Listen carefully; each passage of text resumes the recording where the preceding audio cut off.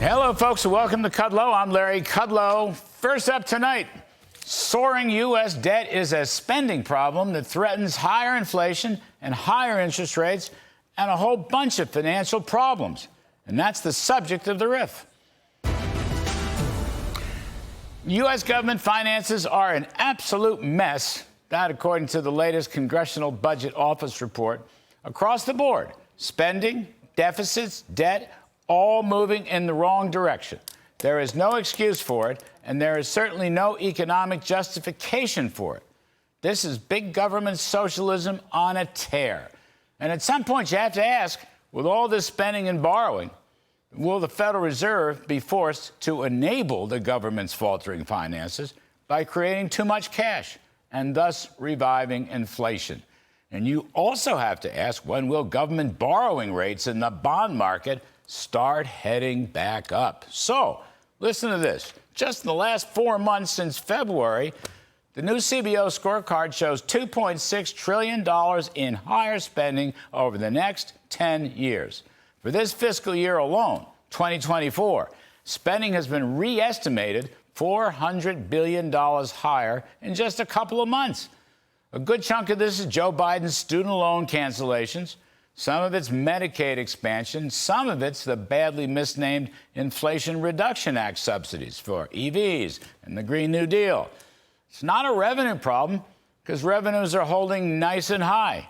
It's not a defense spending problem because defense is still underfunded and expected to hit a post-war low of 2.8% of GDP. Overall spending, however, is expected to go to 5.6% of GDP within a decade.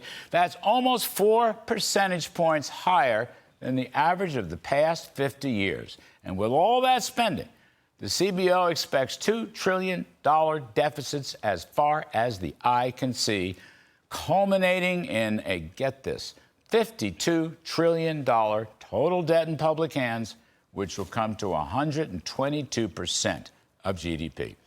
These are outrageous numbers for an economy that's close to full employment. There's no pandemic. There's no war. So far, there's no recession. What there has been, however, is a 20% rise in the level of consumer prices during Mr. Biden's term and a 2% drop in real weekly wages over that period. What we do have is over $1 trillion of federal interest payments, which is crowding out defense and entitlements. And the Biden Treasury is financing these massive deficits at the very short end of the maturity spectrum, which also happens to be the costliest place to fund borrowing. Go figure. It is a huge mistake.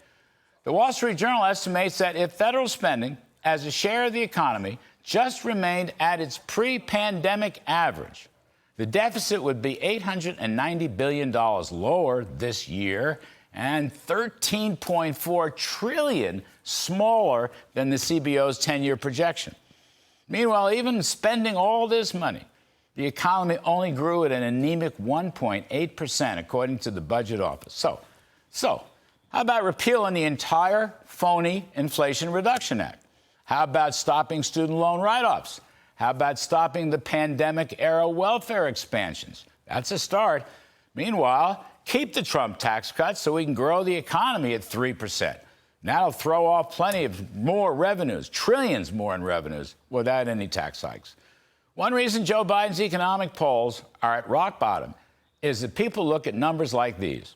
They also search their own shrinking pocketbooks, and then they hear he wants more of the same, even bigger government with even more overregulation. In other words, there's no confidence in the current White House. It is time for a change. And that is my riff.